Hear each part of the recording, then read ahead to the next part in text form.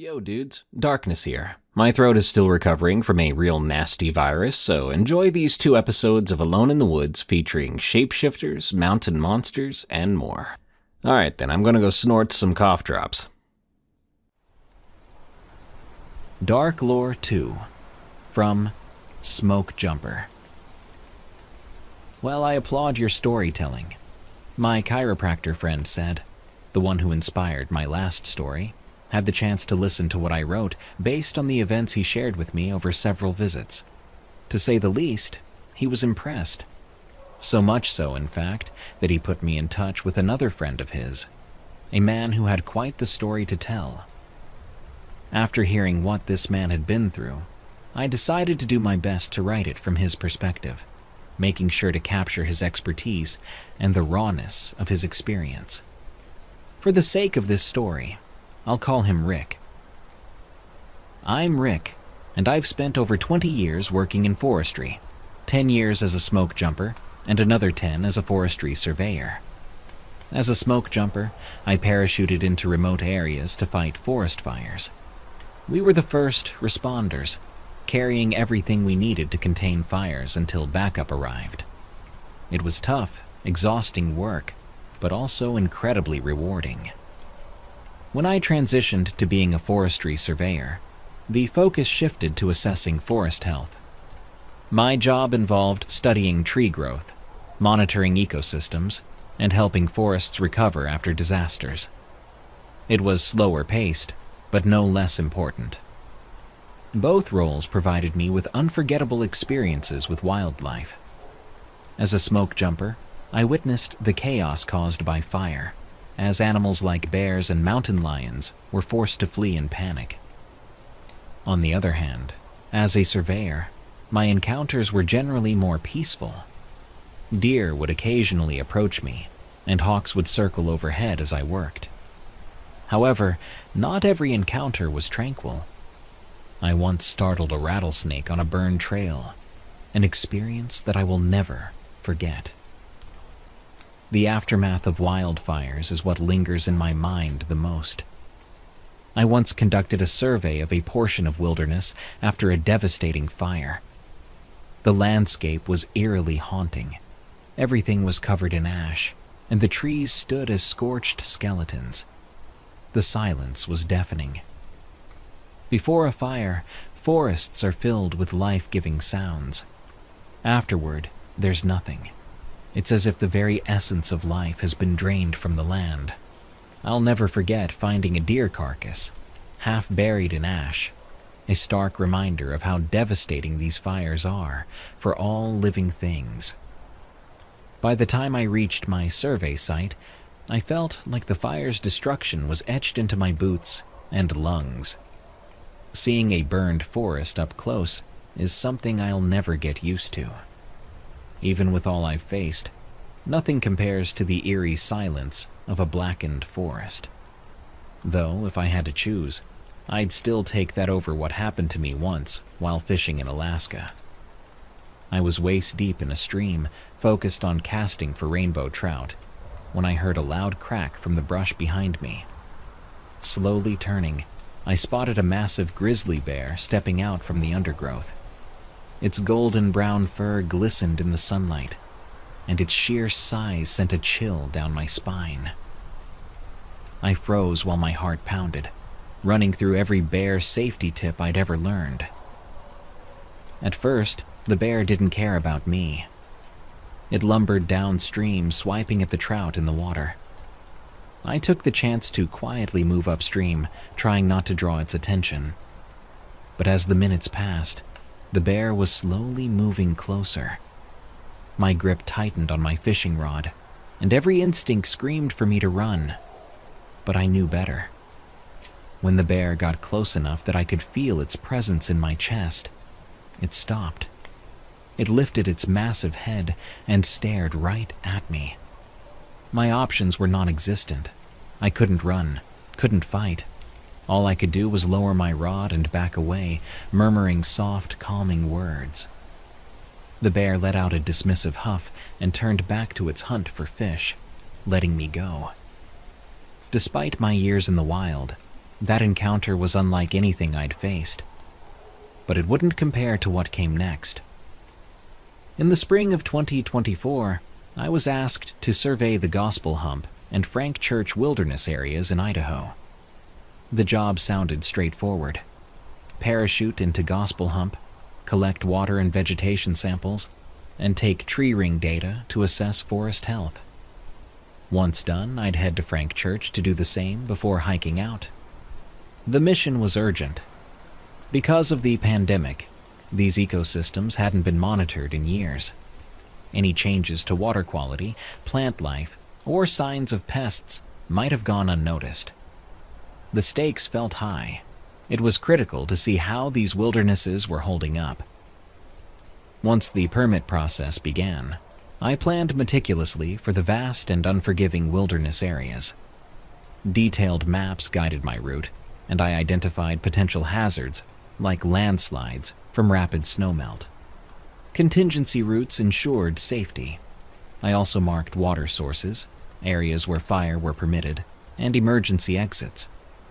The Gospel Hump Wilderness covers over 200,000 acres of rugged land, with steep ridges and deep canyons.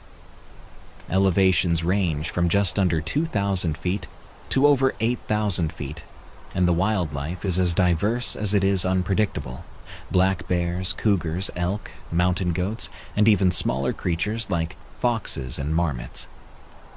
The Frank Church Wilderness is in a league of its own, 2.3 million acres of untamed land.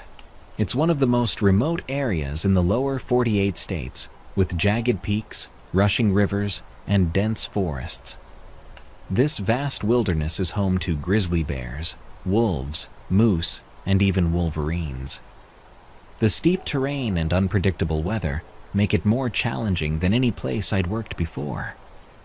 Both wildernesses combined are roughly 4,000 square miles.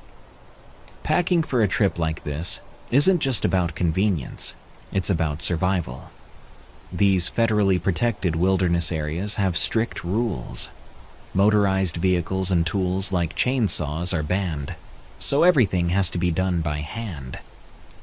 Open fires are prohibited in some places to prevent wildfires, which means cooking and staying warm can be tricky. These rules preserve the wild while ensuring every gear item matters. Lightweight yet essential, my pack included a custom single-pole tent, 2 pounds, a mummy sleeping bag, football-sized, binoculars, a collapsible fishing pole with lightweight lures, small rations of food for each day. For starting fires, I carried a flint striker and a lighter. Redundancy is crucial in remote areas. I always carry a firearm and a 4-shot tranquilizer gun on trips like this. The tranquilizer is a humane way to handle wildlife encounters without harming the animal. I purchased a multi-shot one because another forestry surveyor I knew had been mauled by a bear when he missed. One dart is usually enough to sedate an average-sized black bear, around 300 pounds, within minutes, keeping it down for 20 to 30 minutes, long enough for tagging or relocation.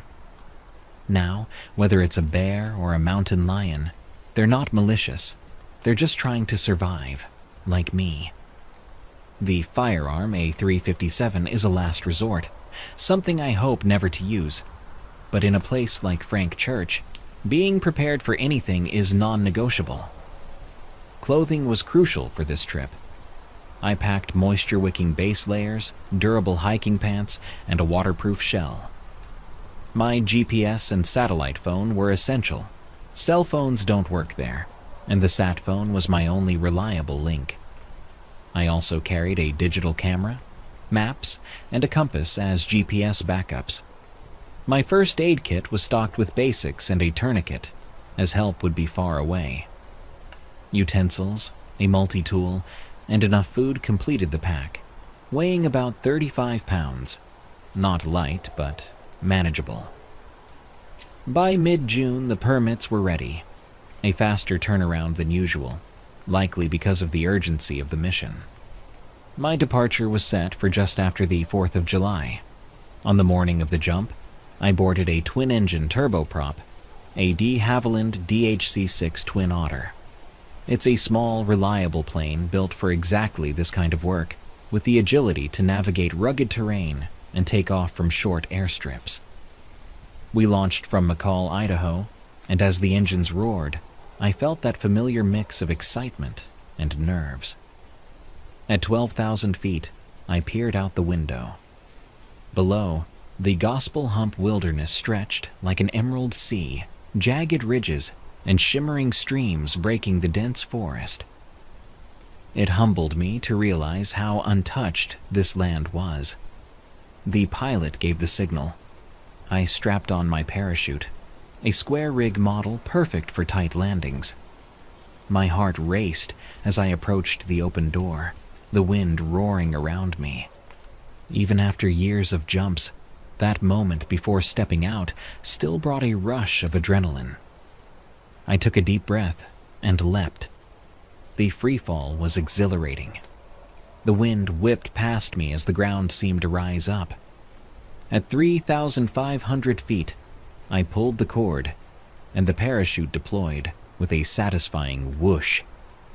My descent slowed, and I used the toggles to guide myself toward the clearing that had been marked as my landing site. I landed smoothly, rolling to absorb the impact. My first task was securing the parachute. I quickly gathered the fabric and stuffed it into its bag to keep it from tangling or blowing away. Once that was done, I took a moment to orient myself. I pulled out my GPS to check my location. My first target zone was only a few miles northeast. The terrain was as tough as I'd anticipated. Steep inclines, dense underbrush, and rocky paths that required careful navigation. If I hadn't parachuted in, it would have taken me at least 4 to 5 days to get to this remote spot. When I reached the site, I got to work. Kneeling by a cold stream, I filled sterile vials with water samples, sealing them to prevent contamination. I recorded the temperature, pH, and turbidity while noting any odd smells or discoloration. For the vegetation survey, I checked the health of nearby trees, looked for signs of disease, and took core samples to study their growth. It was slow, methodical work, but this was what I'd been trained for.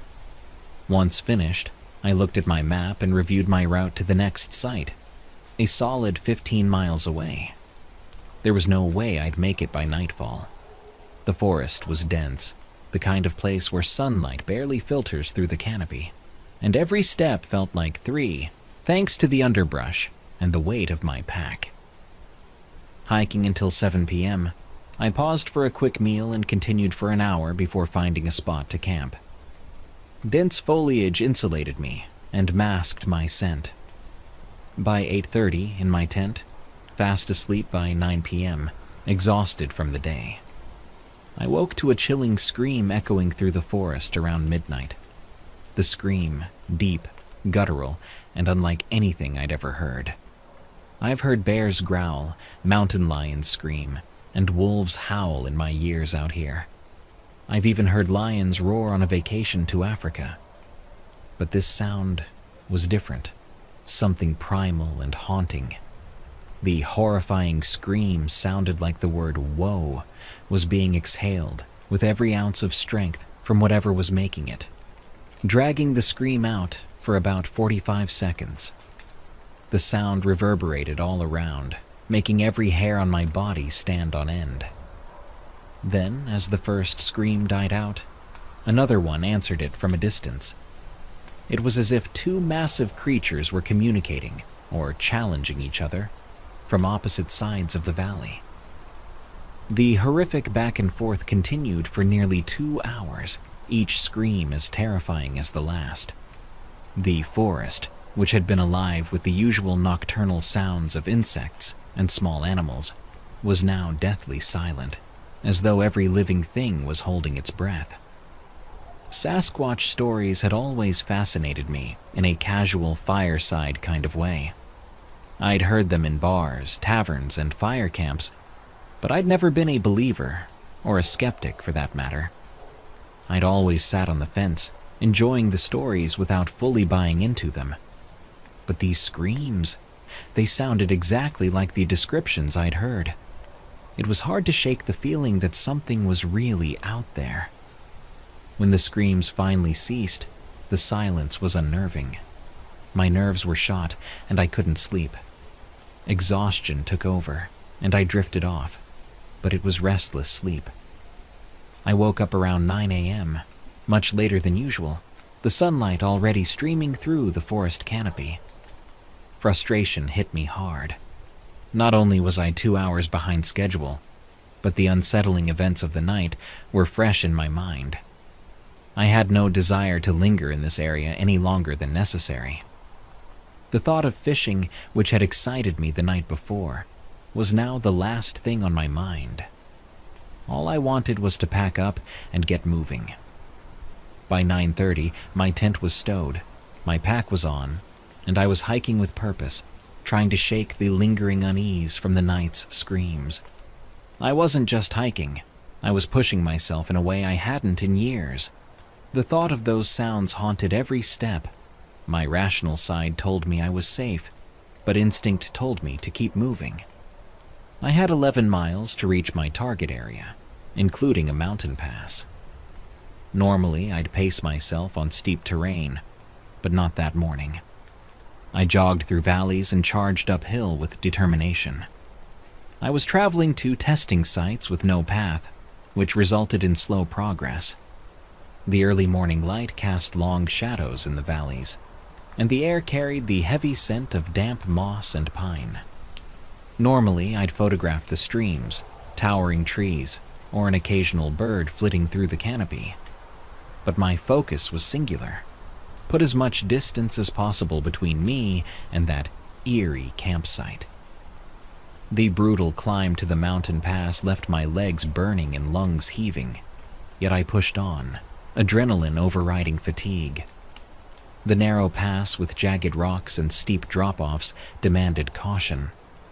The wind chilled my sweat-soaked clothes. At the peak, I paused to listen to the unnerving silence. No birds, no rustling leaves, only the relentless howl of the wind. It reminded me of the night before, and I hurried to leave it behind.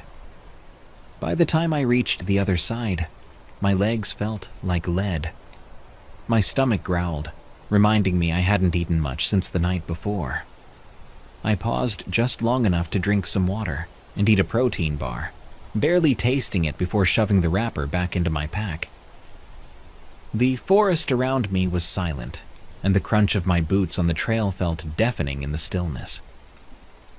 Remarkably, I covered the 11 miles in under 5 hours, a pace I wouldn't have thought possible under normal circumstances. When I reached my next testing site, I collapsed onto a patch of mossy ground. My chest heaved, my muscles ached, and for the first time since hearing those screams, I felt a faint sense of relief. I forced myself to get to work, taking samples and running tests with practiced efficiency. Focusing on something tangible helped steady my nerves. I analyzed the water, took tree core samples, and measured the undergrowth. My hands were steady, but my mind wasn't. The feeling of being watched had faded with the distance I'd covered, but it wasn't entirely gone. While working, I ate more jerky and trail mix to recharge, but it wasn't enough. The unease from the previous night persisted, and I felt I hadn't escaped the source of the sounds. As I packed up my equipment, I found myself glancing over my shoulder. My rational mind told me I was being paranoid, but the screams were still fresh in my memory. If I had to, I was ready to hike well into the evening, to put even more distance between me and that place. By 4 p.m., I was packed and ready. I pushed forward despite my burning legs. Some energy returned from the food. Reviewing my map, I planned my next move. The next testing site was 12 miles away, but I'd have to cross a looming mountain first. Originally, I'd planned to only climb halfway up and skirt around its side to save energy. But with time on my side, I decided to summit it instead. From the top, I'd have a clear view of the surrounding wilderness, and that extra visibility felt like the reassurance I needed. The mountain wasn't particularly steep compared to the others around it, and the 6-mile hike seemed doable before nightfall. Just barely. After double-checking my route, I set off with renewed purpose. The thought of reaching that summit and the safety it seemed to offer kept me moving forward. The hike through the forest started off straightforward, but quickly became grueling. A stream I'd expected to be narrow and easy to cross had swollen, likely from recent rain or snowmelt. Instead of flowing through a small clearing as the map suggested, it had spilled into a miniature floodplain. I had to veer north, following its edge, until I found a safe crossing. The delay was frustrating, but adapting to the wilderness is second nature after years of experience. By the time I reached the valley at the mountain's base, long shadows stretched across the ground. The sun was dipping low, casting the sky in shades of orange and gold. It was close to 7 p.m., but I pressed on. The climb was steady, the rocky terrain uneven, but manageable. My boots crunched rhythmically against the path. As I neared the summit, the last of the daylight faded, and darkness settled in. The stars began to brighten, faint at first, but growing against the deepening night. When I finally reached the top, the temperature had dropped, and the wind whispered through the rock formations. I found a spot between boulders that provided a natural windbreak. Not perfect, but good enough for the night. Setting up camp in the dark is something I'm used to. Crawling into my mummy bag felt like a welcome escape, though my stomach growled in protest. Normally, I avoid eating near my campsite to keep wildlife away, but at this elevation, I made an exception. A quick meal of trail mix and dried cheeses awaited me, calming my nerves and giving me a chance to reflect. Sitting there, overlooking the wilderness, I marveled at how far I'd come. The fear from the previous night had driven me farther than I thought possible. But now, atop this mountain, I felt peace. That peace didn't last long. Nature's call pulled me out of my warm bag, and I stepped into the cold night. As I finished my business, I looked up and froze. This time it wasn't fear that stopped me, but awe.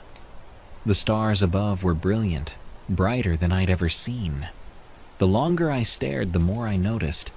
The faint glow of the Milky Way, shooting stars streaking across the sky. Constellations I hadn't thought about in years. I stood there for minutes, transfixed. Stargazing wasn't something I did often. The vastness of the sky washed away the chaos of the last 12 hours, making my fear feel distant, almost insignificant.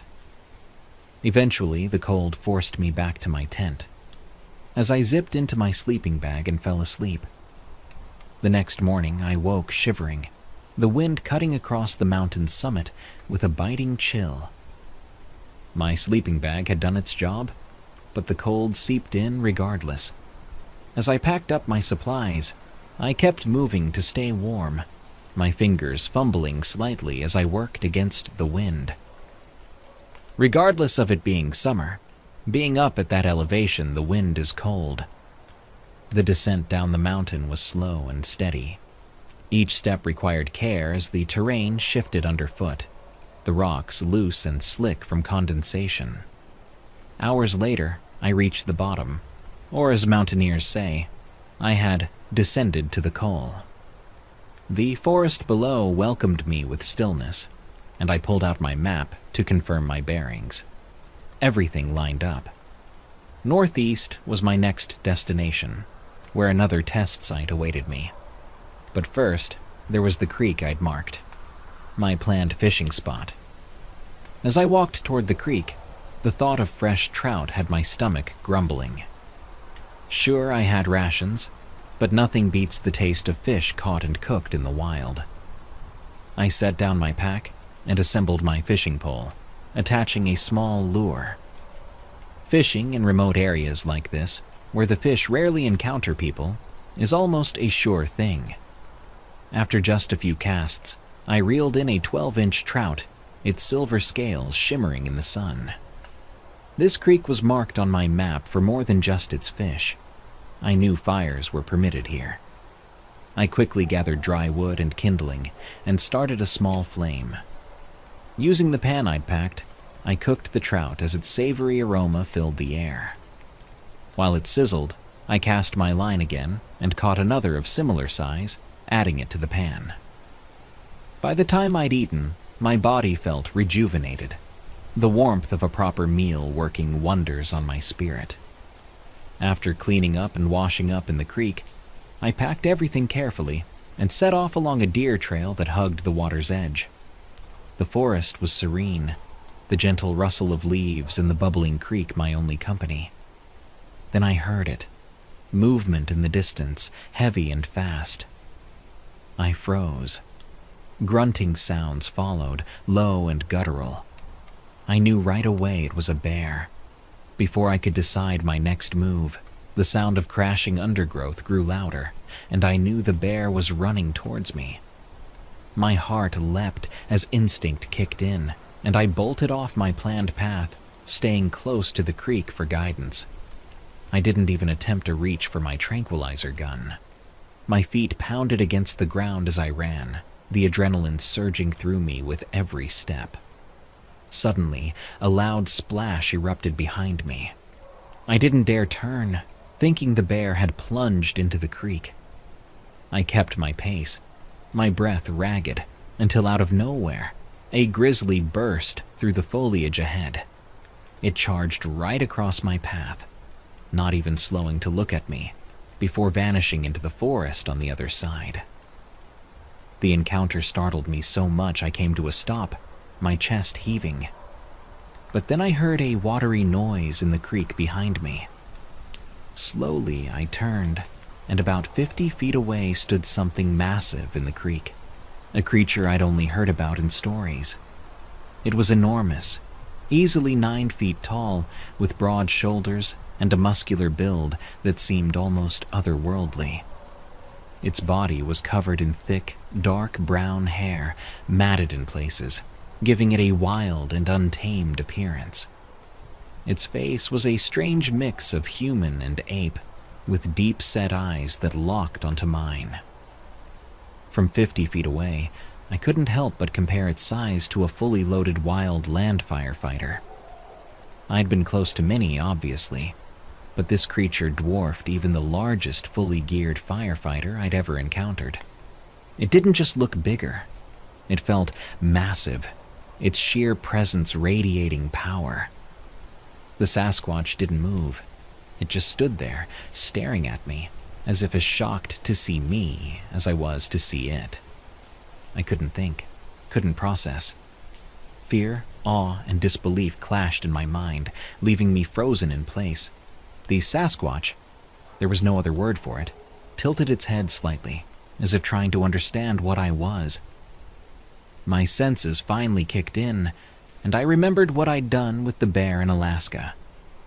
Slowly, I backed away, my eyes never leaving the creature. The wind shifted, carrying a strong, earthy smell with a coppery tang. It was pungent and distinct, a scent I instinctively knew belonged to it. I continued to back away, but my foot caught on a tangle of foliage. I stumbled, landing hard on my pack and rolling onto my chest. When I scrambled to my feet, the creature was gone. I didn't wait to see if it would return. Just like after the screams, I packed up and moved as fast as my legs could carry me. My only thought was to stick to the plan and head toward the next test site. But my pace was quicker, more frantic. And then I heard it. A scream, loud and guttural, pierced through the forest. My blood ran cold. Seconds later, another scream answered from the distance. In that moment, it all became clear. They had known I was here from the start. I wasn't just in the wilderness, I was in their territory. At the edge of the forest, I broke into a jog. descending into a narrow, elongated valley. The haunting screams echoed behind me, urging me to increase my pace. Though I had deviated from my planned route, I maintained a general sense of direction. Upon reaching the valley's end, I hastily removed my pack and retrieved my GPS device. I discovered I was roughly half a mile off course. Consulting my map, I identified the correct direction to rejoin my intended path. I pressed on until late evening, finally arriving at the next testing site. Exhausted, I set up my tent and immediately fell into a deep sleep. The following morning, I awoke as usual, lying in my tent and reflecting logically on my recent experiences. I knew what I had seen and heard. Requesting an early extraction would only necessitate a return trip later in the month or the deployment of another researcher in my place. I had several extraction points marked on my map for emergencies, the nearest being a day's hike north along an old service road. However, I dismissed the idea and resolved to proceed to the next site, located directly east, reasoning that increased distance would provide a sense of security. After eating breakfast, I performed the necessary tests, packed up, and set off once more. The next site was 10 miles away, situated at a lower elevation, necessitating a descent.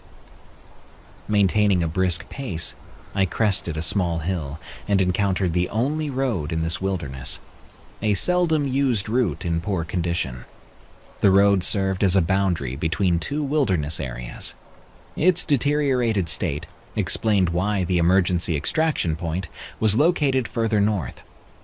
Crossing the road into the Frank Church River of No Return wilderness, I began my descent toward the next area. The boundary followed natural geological formations, clearly demarcated by the terrain.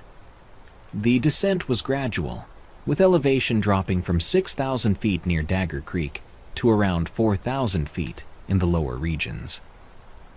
I started my descent. The landscape began to change subtly. The dense forest gave way to open meadows, the ground underfoot becoming rockier.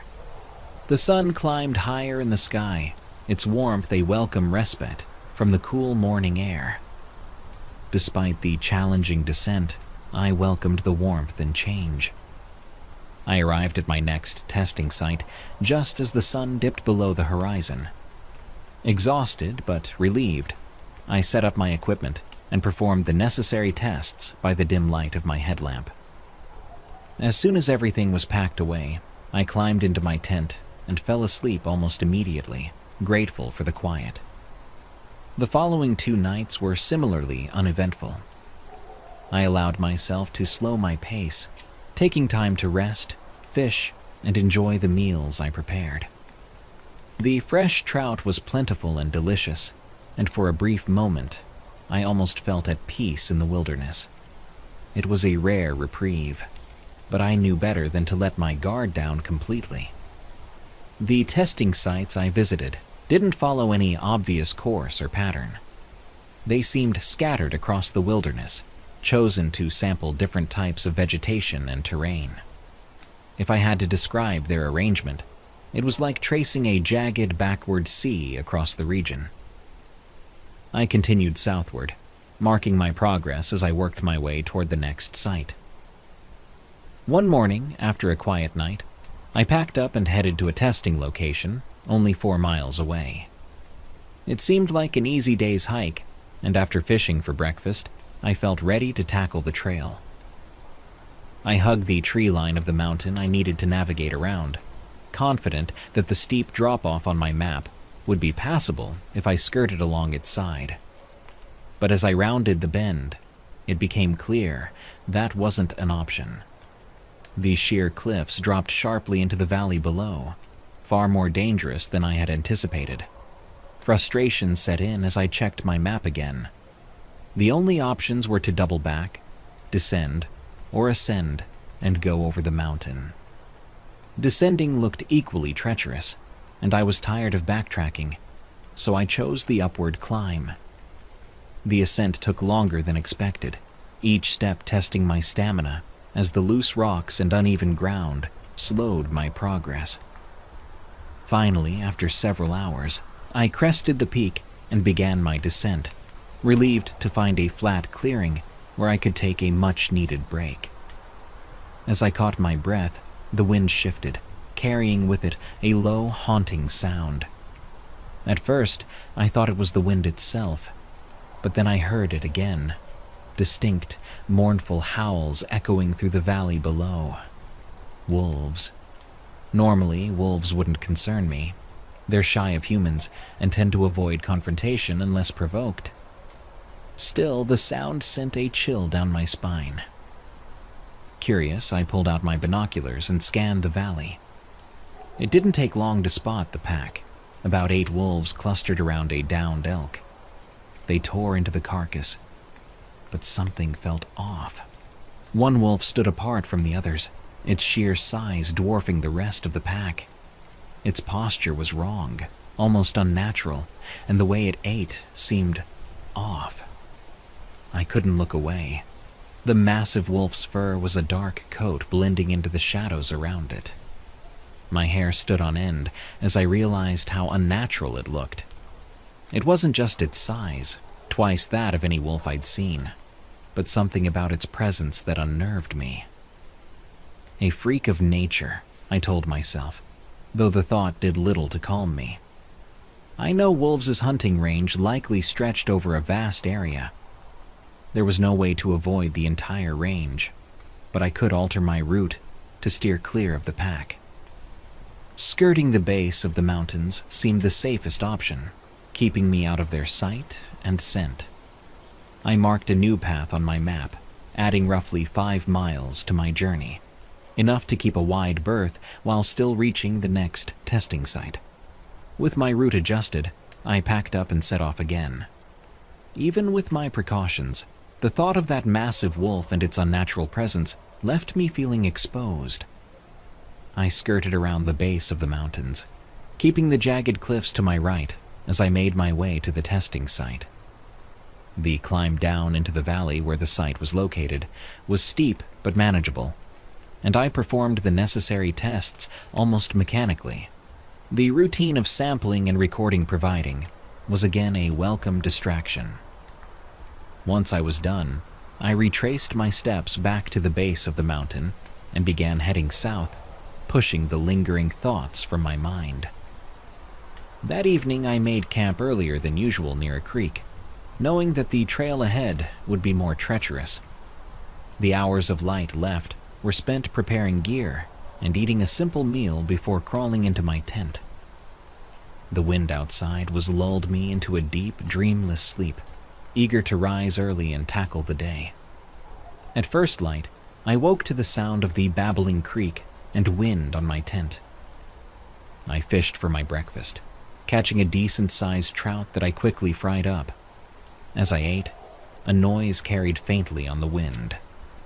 I froze, my mind jumping immediately to the bear from before. The sound stopped almost as soon as it started, but it wasn't the shuffling or grunting of a bear. It was different, quieter, deliberate. My thoughts flickered back to the Sasquatch I'd seen, and I couldn't shake the idea that I might not be alone. A cold sweat spread across my back, making me shiver despite the warmth of the morning sun. I hurried to clean my pan and doused the fire with water from the creek. My movements were fast but methodical. I packed quickly, all the while scanning the tree line for any signs of movement. When I turned to grab my pack, I saw it. Sitting across the creek, less than 30 feet away, was that massive black wolf, crouched down staring at me. It was enormous, easily twice the size of a normal wolf, with a body a little bigger than a fully grown black bear, and a head that seemed too large for its neck. Its sheer size was staggering, like seeing an NFL lineman next to an average person. But this was no football player. Its eyes glowed with an eerie orange light, unnatural and mesmerizing. And for a moment, I couldn't move. My hands were on my pack, and I felt the tranquilizer gun. My fingers closed around it as I calculated my options. This thing wasn't normal, and I knew one dart wouldn't be enough to bring it down. Slowly, I maneuvered my pack so I could slide it onto my back while keeping the tranquilizer gun at the ready. The wolf didn't move. It just stared at me, its posture wrong for any animal I'd ever seen. Its front paws seemed almost hand-like, and the way it sat was unnervingly different. My eyes locked on its ears, which twitched and pivoted as if picking up sounds I couldn't hear. The longer I looked, the more I noticed how alien it seemed, like a grotesque mockery of a wolf. I whispered softly, repeating the same calming words I'd used with the bear in Alaska. "I'm backing up. I'm leaving. Easy now." My voice was steady, but my heart pounded in my chest. As I took a step backward, the creature did something that shattered every assumption I had about what I was looking at. It stood up, like it was natural, not like a dog rearing onto its hind legs, but upright, like a human. Its arms hung low by its sides, the claws at the tips of its fingers glinting in the early light. Its head tilted slightly, watching me, its eyes unblinking. I felt my body betray me in that moment. I hate to admit, but I soiled myself. Fear, shock, disbelief, they all hit me at once. I whispered to myself, "This is it. I'm not getting out of here." The creature didn't charge. It just stared, its head cocking slightly to one side, as if curious. Its torso was long, with thick muscles rippling beneath its blotchy fur. Its legs were shorter but looked powerful, and its arms hung down past its hips. The triangular ears on its head flicked occasionally, like it was still listening to the forest around us. It looked like a Hollywood werewolf, but Hollywood had gotten their look all wrong. Nothing in any movie I have ever seen came close to looking like this creature. It was absolutely terrifying and mystifying all at the same time. I don't know how long we stood there, locked in this silent standoff. It felt like an eternity. Finally, I shifted my weight, and the creature's head snapped down, its orange eyes locking onto the movement. My instincts screamed at me to act, and in one fluid motion, I raised the tranquilizer gun and fired. The darts hit it, but the wolf barely flinched. I fired again, unloading everything I had into the creature before turning and running. Behind me, I heard it crashing through the underbrush, its heavy footfalls tearing up the forest floor. It was fast, too fast. I could hear it gaining on me, the sound of branches snapping and vegetation being crushed beneath its weight. I pushed myself harder, my lungs burning with the effort. Then, the noises began to fade. I dared a glance over my shoulder and saw nothing. The darts worked.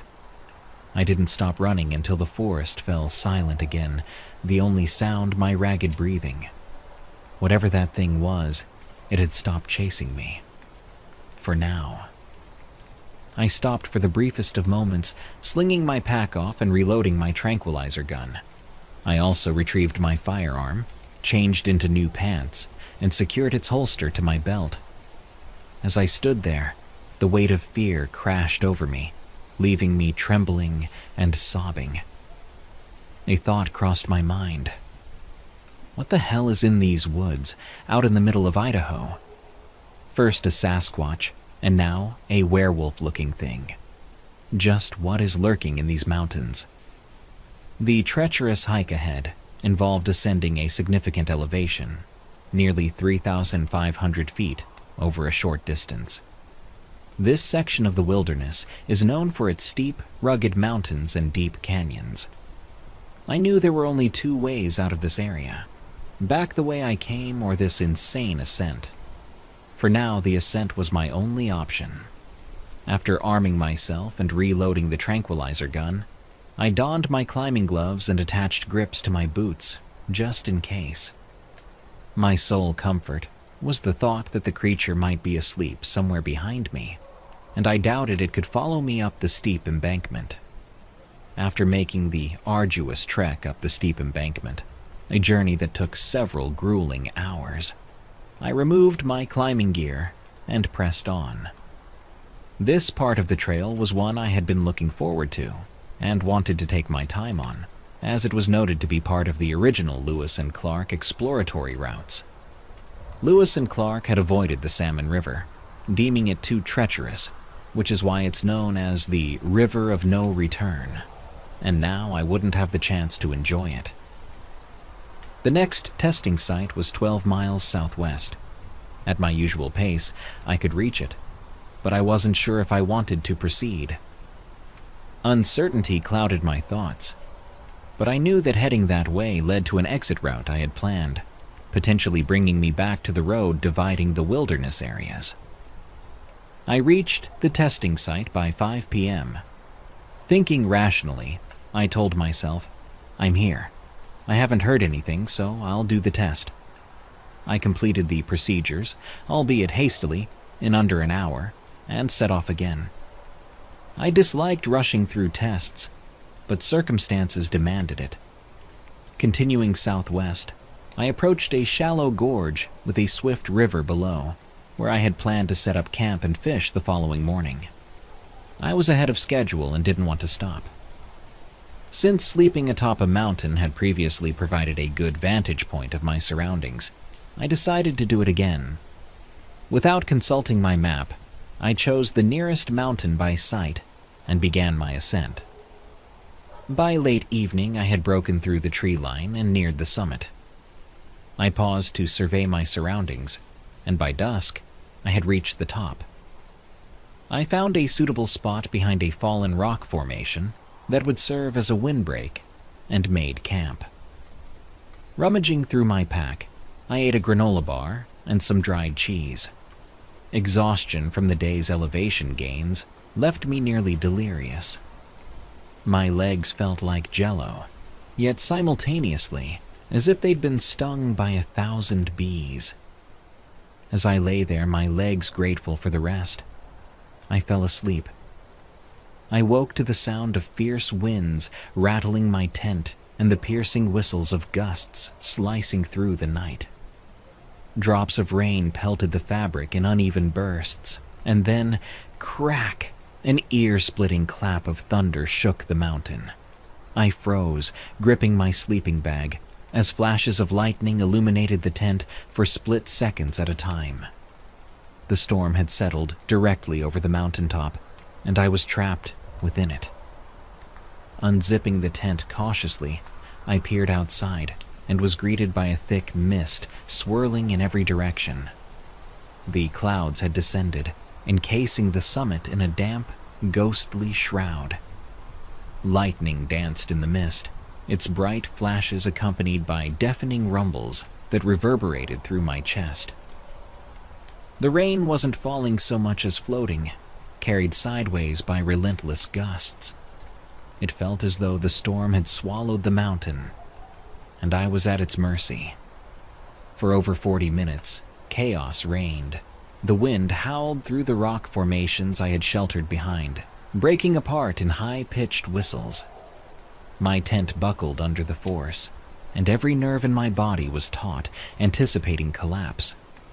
I checked my watch, 1:36 a.m. The storm ragging and the constant pounding of rain soaked everything in its wake. But then, just as suddenly as it had begun, the wind started to die down. By 2 a.m., the storm had moved on, leaving the mountain drenched and eerily still. I stepped out of my tent, squinting into the damp air. The storm was retreating into the distance, its remnants flickering as lightning lit up distant clouds. The rain-soaked world around me glistened faintly under the weak light of the stars breaking through the mist. The air carried that unmistakable fresh scent of rain, sharp and earthy, and for a moment I let myself breathe in deeply, relieved to have survived the storm. Then I saw them, lights glowing faintly in the tree line below.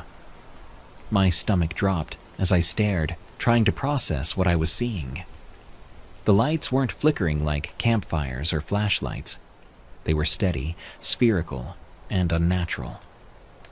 I fumbled back into my tent, digging for my flashlight and binoculars.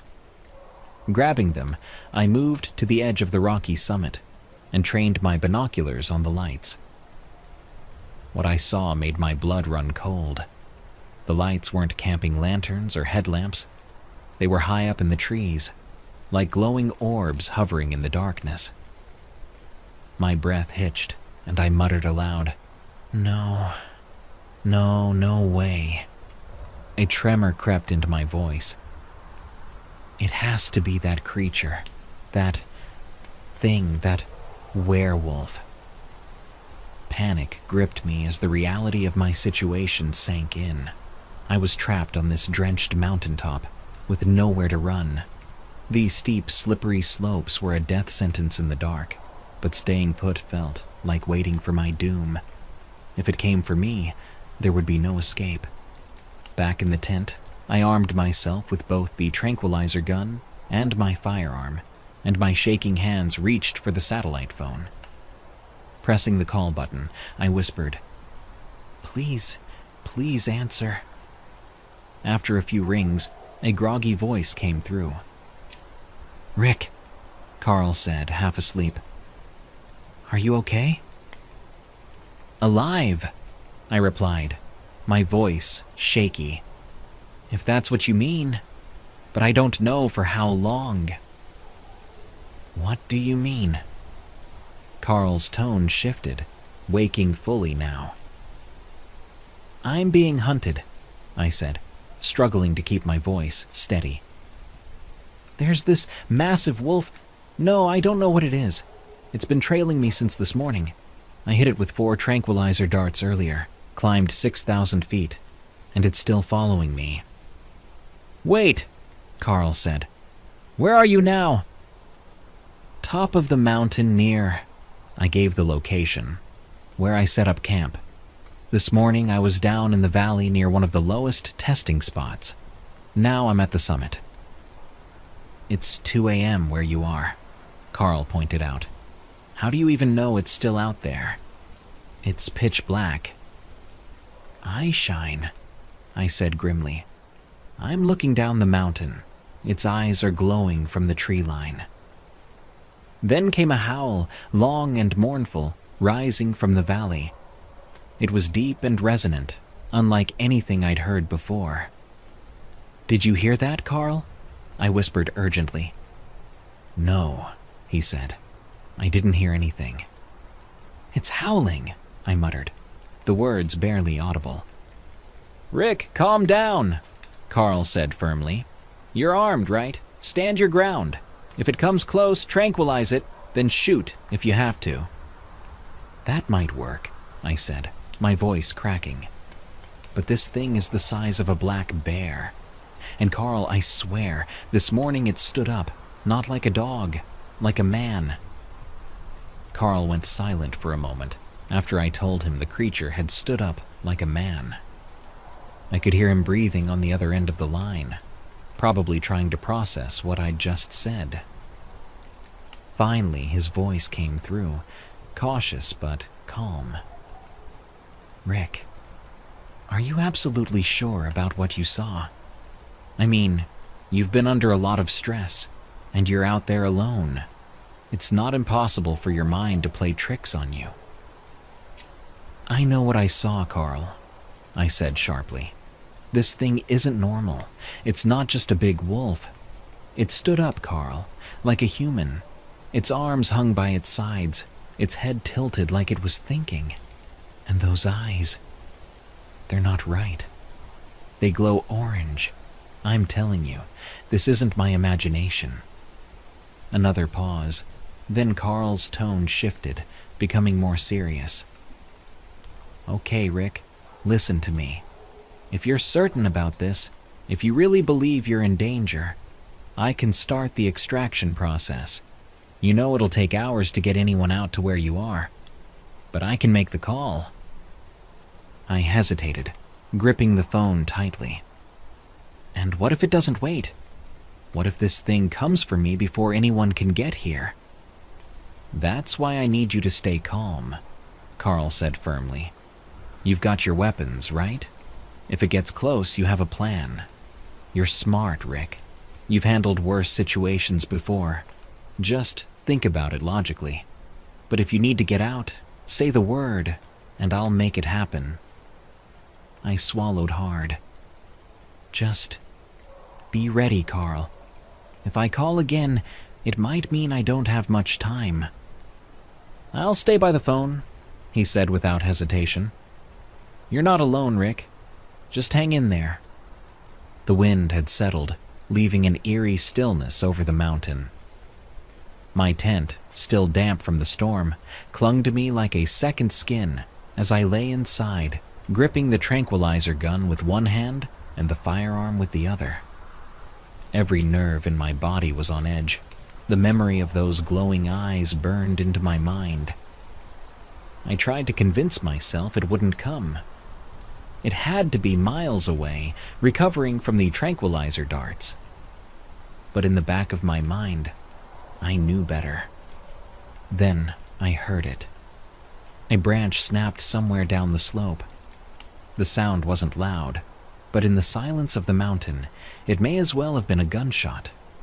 My breathing quickened, each shallow inhale shaking as my chest tightened. Slowly, I moved to unzip the tent just a fraction, peering into the darkness outside. The stars had reemerged, casting faint light across the landscape, but the shadows between the rocks and trees below were impenetrable. Another sound, this time closer, heavy, deliberate steps crunching against the damp earth. My grip tightened around the tranquilizer gun. I forced myself to breathe, whispering under my breath, "Follow the plan, Rick. Stick to the plan." A low growl rolled through the night, deep and guttural, sending a jolt of adrenaline through me. It came from just beyond the windbreak, where the boulders gave way to a narrow path down the mountain.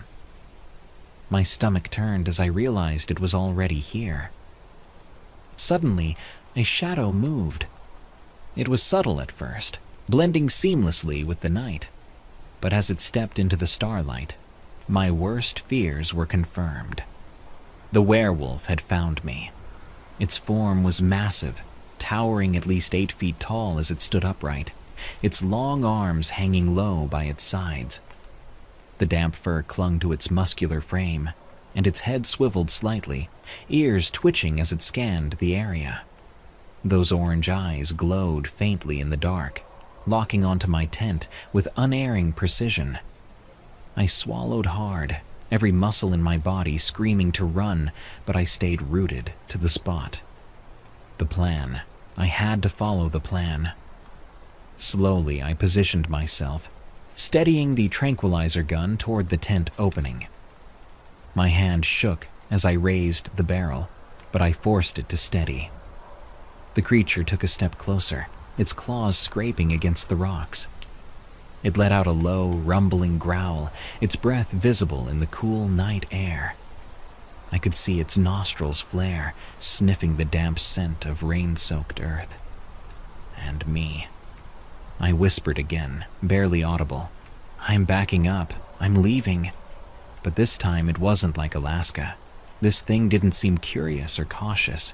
It was a predator, and I was its prey. When it took another step, closer still, I didn't wait. I squeezed the trigger, the dart firing with a soft lift. The tranquilizer struck its shoulder, and the creature flinched, letting out a snarl that echoed across the mountaintop. I didn't hesitate, firing again and again until I emptied the chamber. For a moment, it staggered, shaking its head as if trying to rid itself of the darts. My heart leapt with hope. Maybe it would work. Maybe this thing could finally be stopped. But then it straightened, its gaze locking onto me with an intensity that sent ice through my veins. I scrambled to switch to the firearm, fumbling as it advanced. Just as it closed the distance to mere feet, I fired, the sharp crack of the gunshot tearing through the night. The creature let out a furious roar, a sound so primal it felt like it shook the very ground beneath me. It staggered back, its claws clutching at its side where the bullet had struck. For a moment, I thought it might fall, but instead, it let out one final enraged howl before turning and disappearing into the darkness. I sat there trembling, the gun still raised in my shaking hands. My breath came in ragged gasps as I scanned the shadows, waiting for it to reappear. But it didn't. The mountain fell silent again, save for the pounding of my heart. I called Carl back, and voice shaking, explained what had happened. When he asked if I wanted out, I didn't hesitate this time. After some back and forth, we settled on an extraction point nearly 30 miles northeast, just off the dividing road. The only alternative was 32 miles southeast, deeper into the wilderness, and I wasn't about to push my luck. I agreed, though the thought of covering that distance with the memory of glowing eyes in my mind left me uneasy. I didn't sleep that night. I sat with my back against the rock, weapons in hand, staring into the shadows and waiting for the sun to rise. Traveling that far wouldn't be quick. At my best pace, I could manage about 15 miles a day, even with the rugged terrain slowing me down. That meant at least 2 days to reach the road and head north to the extraction point. The first leg, 10 miles east of the road, would be grueling, descending steep, muddy slopes still soaked from the storm. The second leg, 20 miles north on the road, might be easier physically, but it would leave me exposed. The road's condition was rough, and it wound through open stretches that offered little cover if that werewolf was still following me. At sunrise, I broke camp quickly, the events of the night urging me to move. The air was cool and damp. The ground was still slick from the storm, but I didn't waste time. With my pack secured and weapons within easy reach, I set off toward the dividing road. The descent eastward was steep and treacherous, every step requiring focus to avoid slipping on the wet terrain. By midday, I reached the road, a rough, rutted path winding through the wilderness, and turned north, pushing myself hard. The miles blurred together as I hiked relentlessly, my legs aching and my throat dry despite rationing water. When the sun dipped low, casting long shadows, I checked my map. I'd made it 17 miles. Exhausted, I set up camp in a small clearing just off the road, hoping the night would offer me a chance to rest. The night passed uneventfully, a welcome relief after the chaos of the last few days. I kept my weapons close and my ears attuned to every rustle and creak in the forest, but nothing came. When dawn broke, I felt a faint glimmer of hope. Maybe, just maybe, I'd left the horrors behind. As the first rays of sunlight filtered through the trees, I called Carl. We confirmed the extraction time, the plan falling into place with a sense of finality. I packed up my gear quickly, the thought of finally leaving this wilderness driving me forward. But just as I was about to shoulder my pack, the sound hit me. Those same horrific screams, deep and guttural, echoing through the trees. My blood ran cold as another scream followed, closer this time. Then, the unmistakable sound of rocks tumbling. One landed with a heavy thud just a few feet from my pack, sending a spray of dirt into the air. I froze, heart pounding. Grabbing my pack and weapons, I bolted, barely taking the time to secure my gear. The scream ripped through the air again, closer, louder, almost deafening. I turned, and from the edge of the tree line, it emerged. The Sasquatch. Its massive frame, easily 9 feet tall, was backlit by the morning sun, its matted hair glistening with dew. It bellowed another horrific scream, its broad chest heaving with each exhale, and then it charged. I ran, my pack bouncing on my back as the ground blurred beneath my feet. The sound of its heavy footsteps thundering behind me was relentless, each one accompanied by the snapping of branches and the crunch of rocks. I reached for my tranquilizer gun, fumbling to pull it free as I veered off the road into the underbrush. The Sasquatch was gaining. I could hear its breath, ragged and furious, like a locomotive bearing down on me. I turned, skidding to a stop just long enough to fire. The first dart hit its shoulder, but it didn't even flinch. I fired again, then again, each shot connecting as it barreled forward. The fourth dart hit, and for a moment, it staggered, slowing just enough for me to create some distance. But it didn't stop. The creature kept coming, albeit slower now, its movements more erratic. I pushed myself harder, lungs burning, legs screaming in protest.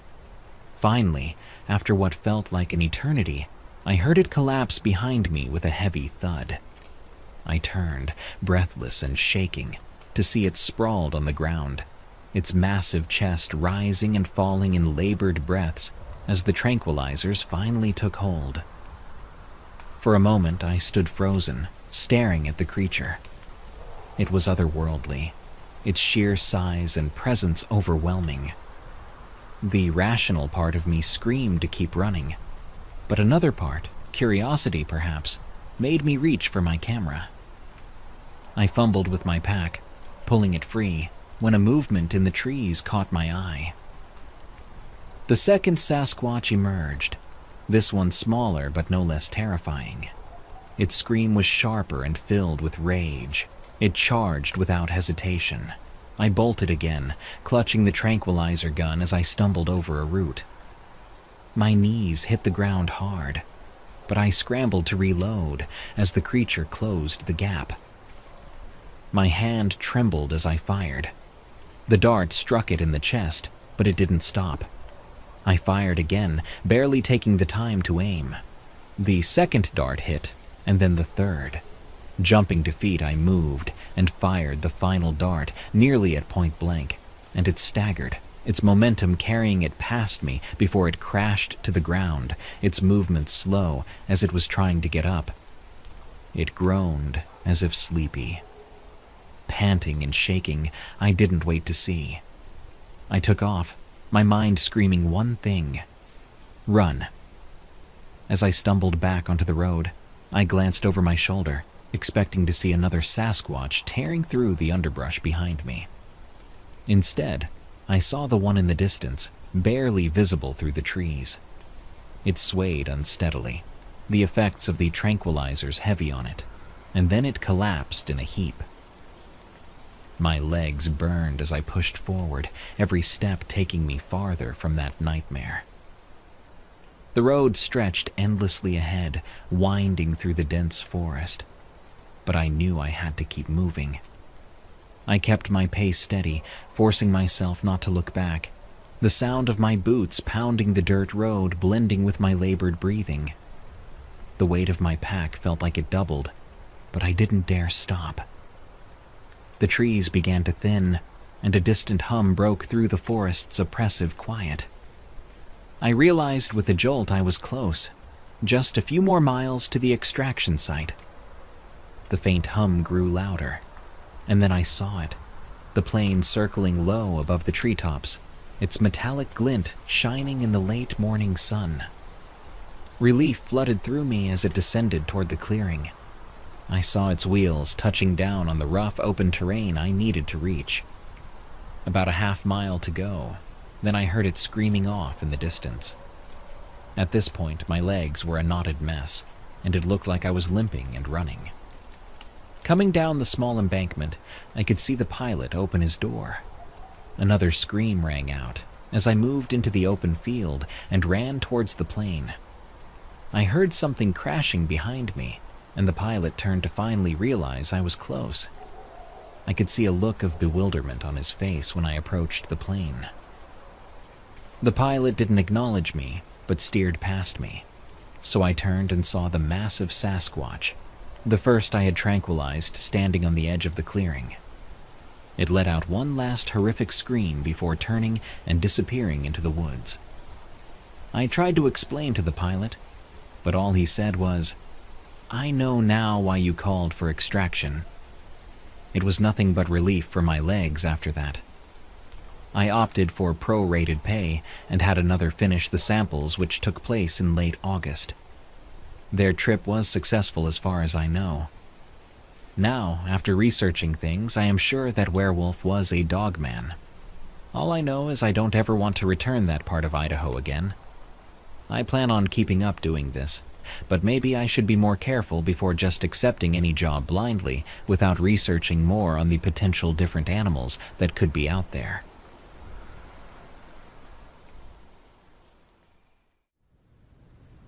The Shapeshifter, from Diana0805. I live in a small city in Spain. I was lucky enough to grow up next to the mountains with lush forest, and I used to spend my time playing there as a kid. I loved being in nature. The woods gave me a sense of peace that I couldn't find anywhere else. Along the years, things had happened. Nothing scary, but strange for sure. It all started when I was about 9 or 10 years old. I started noticing strange footprints that suddenly changed from human to animal. Of course, nobody believed me. Everyone knows how active a child's imagination can be. At 14, I got my first dog, and loving the woods so much, of course, I had to walk him there. It was the perfect place to do so. Soon I started hearing someone who whistled to my dog, but never allowed me to see them. Every time my dog heard it, he became excited and ran away from me to play with someone deep in the woods. Sometimes I could hear them and even see my dog playing with what I supposed was the other person's dog.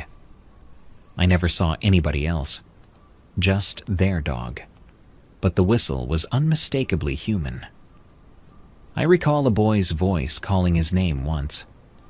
My sister was with me that day, and she asked me about it. But even though I always thought it was strange, I was never afraid. I used to joke about my dog and his werewolf friend, and that's what I told my sister. Then one day, I remember it was a summer day.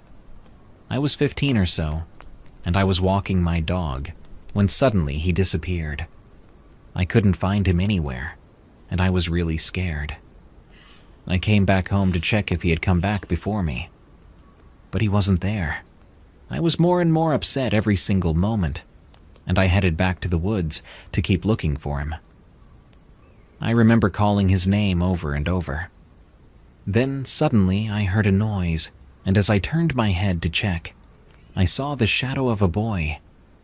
But as I was looking at it, trying to decide where he can be, I saw it change. The boy's arms began to grow longer and longer while his back twisted.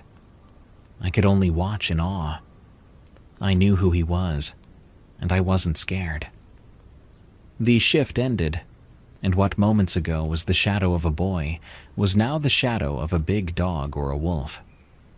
He wanted me to know he was there, but he didn't want me to know his human self, and I kind of understood. I asked him to help me find my dog.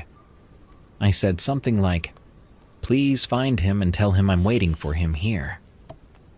10 minutes later, my dog came back. A huge black wolf was next to him. The wolf looked at me right into my eyes. His eyes were green and blue. They looked so human. I bowed my head at him, murmuring, "Thank you." The huge creature bowed his head in return and left. I put the leash back on my dog, and we came back home. Over the years, I've seen him several times. I don't know what it is, a werewolf, a shapeshifter, but he can change at will, and he's not mean. 20 years later, I still walk my dog, this one is a female, in those woods, and I keep looking for him every single walk.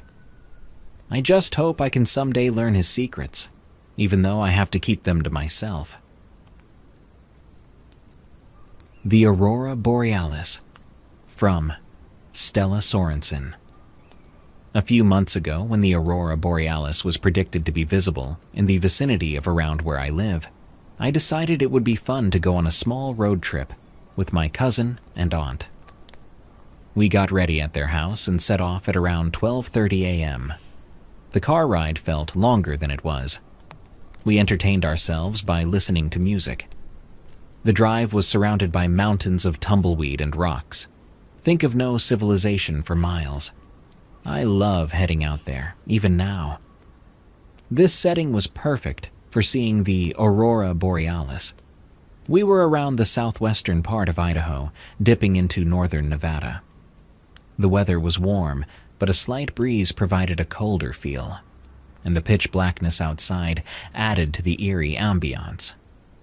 Although we had explored various locations in the area, including camping out there, staying overnight in my aunt's car, searching for extraterrestrial life forms, hiking, exploring caves, and thrifting in a small town that is quite a bit out, my aunt was somewhat familiar with the surroundings.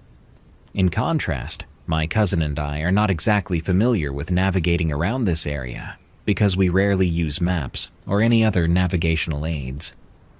We had been out there many times, us three. Finally, at around 2:30 a.m., we arrived at a suitable location where we could pull over. My cousin had fallen asleep, leaving me and my aunt alone in the car. We were parked on the side of the road, adjacent to a cutoff, where half of the car, the side my cousin had been sitting on in the front left, faced the cliff on the side of the road. The side I was riding on, the right back seat, was oriented towards the road. I was seated behind the driver's seat. After being out there for a couple of minutes taking photos, we began to hear a noise. It slowly faded in and got louder the longer we were out there. It was like someone was trying to hum a song, but they had never heard one. The sound sounded like a man but a woman at the same time. I struggled to describe it accurately, but it eerily evoked a sense of familiarity, though I couldn't pinpoint its origin. The noise seemed to come from my cousin's side of the car, which was unsettling. My aunt initially assumed that I was the source of the sound, prompting her to repeatedly ask, "What?" However, I was confused, because I believed she was the one making the noise. When she heard me respond with, "What?" at the same time as she heard the noise, she told me to get into the car immediately. She drove away while my car door remained open, and my leg dangled out of the door as she sped off. Whatever was making that noise was clearly not an animal or a human. In that area of Idaho, Nevada, it is said that there are small humanoid creatures that prey on humans, called the nemeragar. It is said that sometimes they sing, and it echoes through the mountains. My only problem with this theory is that this legend is located in a completely different area in Idaho. If you look up something along the lines of nemeragar Idaho dwarfs, you can learn more about this subject, but it's up to you to form your own opinion of the phenomenon. Though my aunt has stated she thinks it's a skinwalker, my cousin thinks we are being dramatic and stated that it was probably just an animal. The more I think about the story, the more unsure I am about what it could have possibly been. Monster in the Woods, from Anonymous. My cousin and I were about 12 years old when we had one of the strangest and most unnerving experiences of our lives. Even now, years later, we still talk about it, wondering what exactly we saw that day. It was a warm afternoon, one of those midsummer days where the heat made the air heavy and the woods behind our house felt like a perfect escape. We spent a lot of time there, carving things out of wood, building forts, and pretending we were explorers. That day we had an idea. Why not build a small crossbow? We had our knives, some duct tape, a rubber band, and plenty of wood. It seemed like a fun challenge. We spent what felt like hours carving, adjusting, and finally piecing together a rough version of a crossbow. It wasn't anything fancy, just something we threw together using what we had. Finally, it was time to test it out. I told my cousin to stand still so I could see if it worked. On the count of 3, I fired a small wooden bolt we had carved. To our surprise, it worked. Too well. The bolt shot straight into his calf, and a small piece of wood broke off in his leg. Panic set in immediately. We knew we couldn't tell our moms, or we'd be in serious trouble. So, in typical 12-year-old fashion, we decided to take matters into our own hands. With a mix of nerves and adrenaline, we dug the splinter out using one of our knives. It wasn't as deep as we first thought, and the bleeding was minimal, but it left us both shaken. After a few minutes of laughing it off and checking to make sure he was okay, we turned our attention back to making more bolts, talking about soccer, and trying to ignore what had just happened. That's when something strange happened. To our left, not far from where we were sitting, there was a tree. It was about 20 feet away, just a normal tree among dozens of others in the dense woods. Without warning, it started to shake violently. Not just a little swaying from the wind. This was different. It rocked back and forth as if something massive was gripping it and shaking it with force. At first, we thought it was a bear. The woods weren't exactly known for big predators, but it wasn't impossible. Then we heard the sound. It was deep, guttural, and loud. A roar unlike anything I'd ever heard. Not the growl of a bear or the cry of any animal I recognized. It sounded almost unnatural, like something was in pain or angry. We both froze, staring at the tree. The shaking continued for a few more seconds, and then, just as suddenly as it started, it stopped. The woods around us were silent. No rustling leaves, no chirping birds, just an eerie, empty stillness. We expected to see something. A bear, a person, anything that could explain what we had just witnessed. But there was nothing. The tree stood still now, looking no different from any other tree in the area. There were no signs of an animal, no footprints, no movement.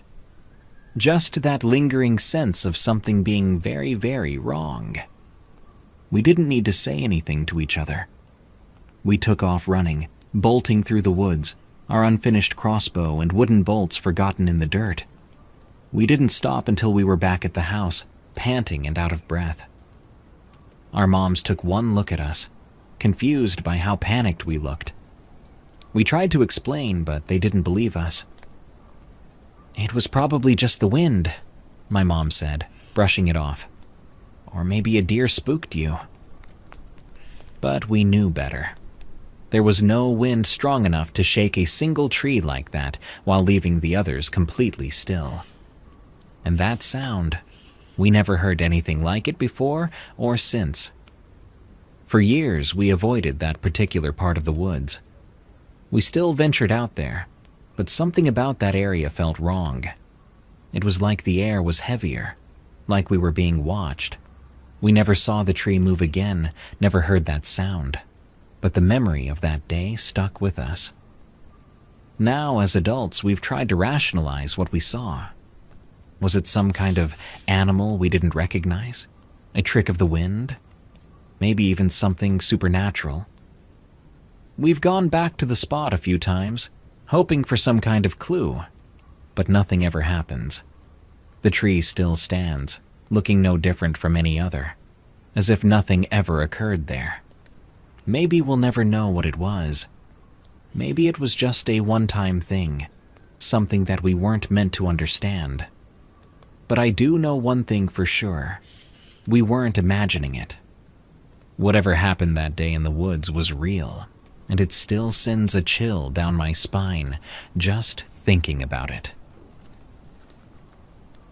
Skinwalker? Mimic? From Gorgamus the Great. My name is Sid, name changed for privacy reasons. I'm 6 feet 7 inches, light-skinned, and have long curly hair. I live alone with 3 dogs, 2 large Mastiff Cane Corso Boxer Amstaff crosses, named Diego and Rocket, and a black pug named Boogie in a house that backs onto a forest. I decided to walk the dogs on a favorite trail that I liked. So I put the collars on the dogs and started walking. The weather was really nice. The sun was out, and the sky was devoid of clouds. There was also a slight breeze. Then, suddenly, the Mastiff crosses Diego, and Rocket stopped walking, and they started listening for the slightest noise. Then there was a loud crashing noise, and Diego and Rocket went crazy, barking and growling. I got pulled to the ground and dragged a few feet, and Boogie's lead got caught too, and he got flung also. So I picked myself up and scolded Diego and Rocket for their bad behavior before brushing myself off. I made sure that Boogie was not hurt from being flung.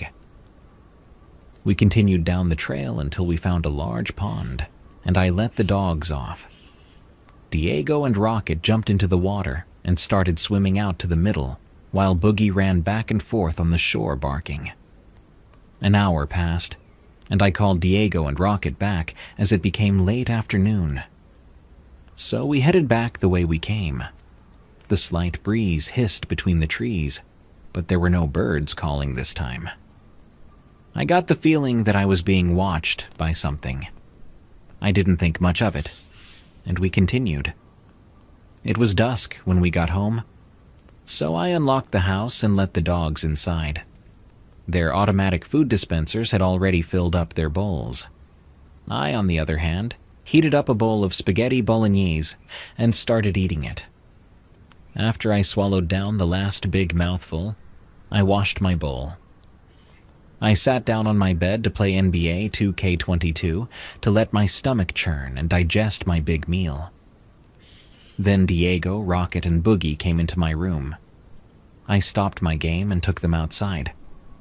Diego and Rocket did their business, but where's Boogie? I thought he followed me out. "Boogie!" I yelled.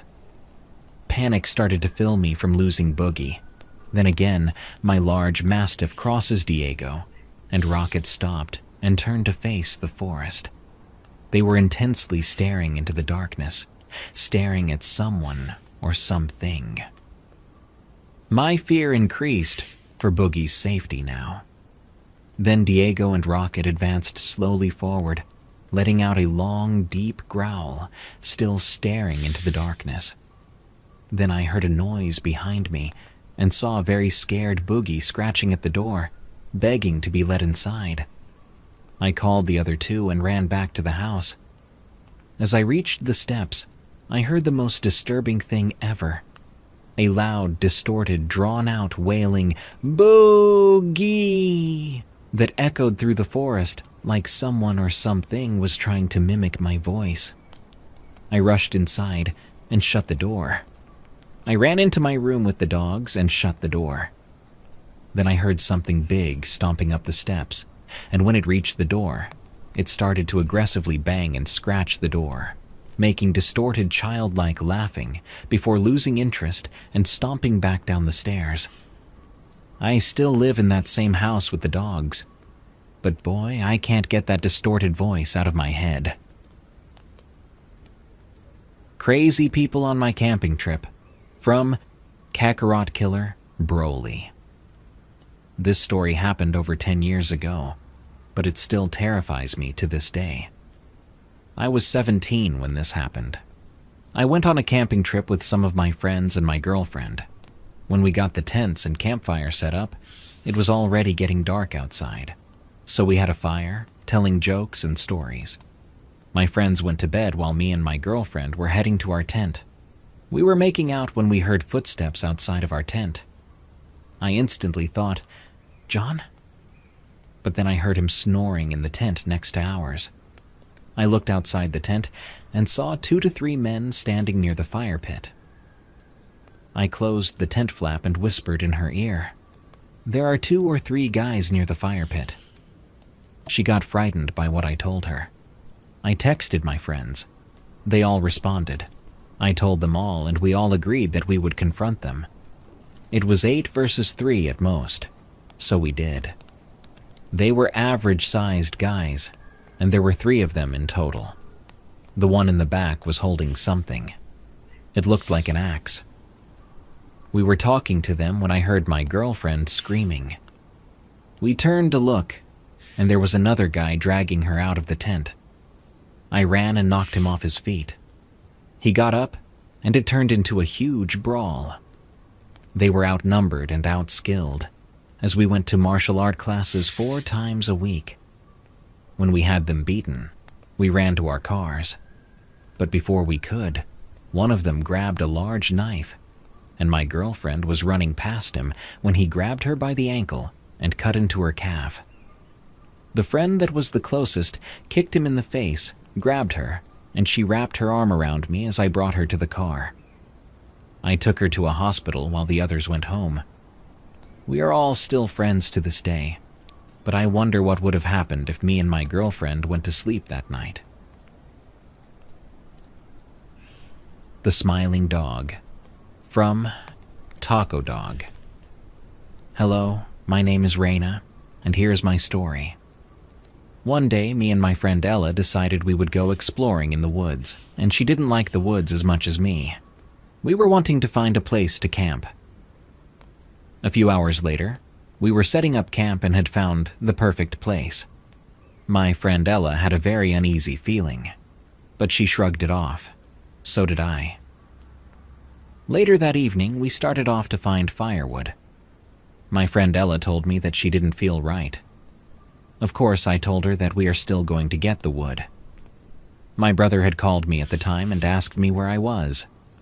I told him I was camping, but yet he had never spoke after I told him where I was. His voice sounded distorted. I wanted to go home after that and felt very uneasy. Ella was asking the same thing, so that's where we were headed. Now Ella and me were both animal lovers. We would never just let a hurt animal be alone. We had seen a dog that looked like a German shepherd, but a sheepdog at the same time. Ella walked over to see if the dog was okay, as it was laying there not moving. As she walked closer and closer to the thing, the woods went dead silent. So silent you could hear a pin drop. Me being very interested in the woods and outdoors, I knew if the forest went silent as it was, then it meant there was a presence or an animal that was a threat nearby. I told my friend Ella to back up, as she had almost touched the thing.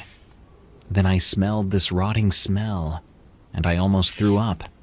So did Ella. The thing now had stood up on 2 legs as a human would, still turned around.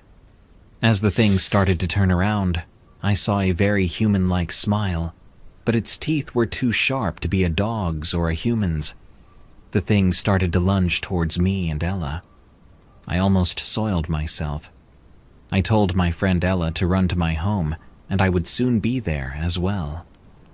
Now Ella, being well, Ella, she went to camp to grab her things. I ran home and called my brother, and I spent hours calling for Ella. And after hours of crying and hours of calling, she finally answered. She was back. I had asked Ella very many times where she was and why she stayed to get her things, as I did not. I never told anyone this story, but now I am sharing it. Hen Shack Shaking Bigfoot, Parts 1 and 2, from Mike J8492. Along the line of the Bigfoot activity I've encountered, I remember the most scariest event of 2003 in the summertime, before my 11th birthday. It was dark, and my family had a cookout for dinner. There was a hen shack located northwest of my aunt's house, while north down a small stone-stepped slope to my grandparents' house, roughly 50 yards apart. Also, the pen had been abandoned for 4 years due to it getting broken into, and my uncle swore he saw a humanoid hairy man running into the forest, which was 70 yards away, and there was a horrid smell when the wind blew from where the creature ran. He said it smelled like a wet dog, and dead corpse, and fecal matter, and huge. So back to the story. Well, we had a fire going in the front yard, and we live in a forested area in Oklahoma by the 10 Killer Lake area. where we were singing along to the sound of the radio playing some classic rock and roll. Around 9, we heard a bang on the shack, which was maybe 30 yards away, nearly out of range of the security light, so we all agreed it was a branch. There were 8 of us there. I probably forgot to mention my grandparents, 2 aunts, 2 cousins, and my sister and I. So we continued to enjoy the tunes and enjoy some snacks when more bangs started to become louder than the radio, and we all got up, and my older aunt turned off the radio, and my youngest cousin ran to get a flashlight and his brother's .22 rifle. The banging lasted 3 minutes, and when it stopped, we all saw the most terrifying sight. Red-looking eyes shined back, and the face got covered by its left arm before anyone could really catch a feature.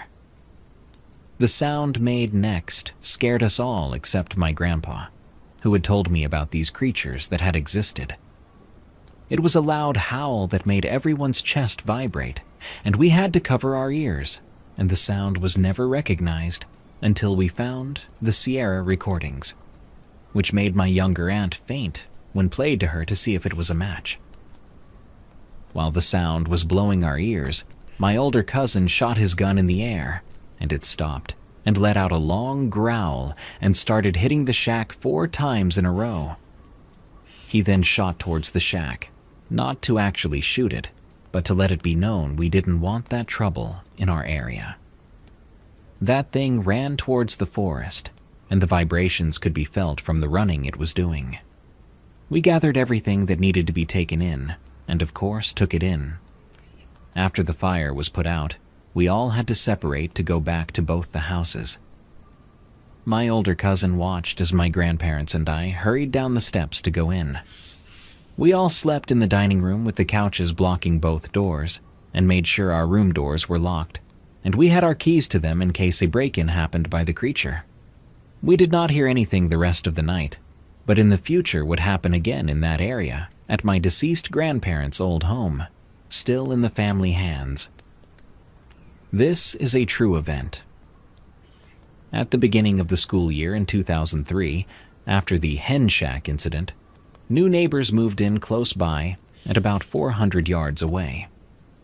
How I met them was by riding my bike up and down the street, which was a big trouble on the account of it being curvy and the neighbors that lived nearby, who had dogs that loved to chase me.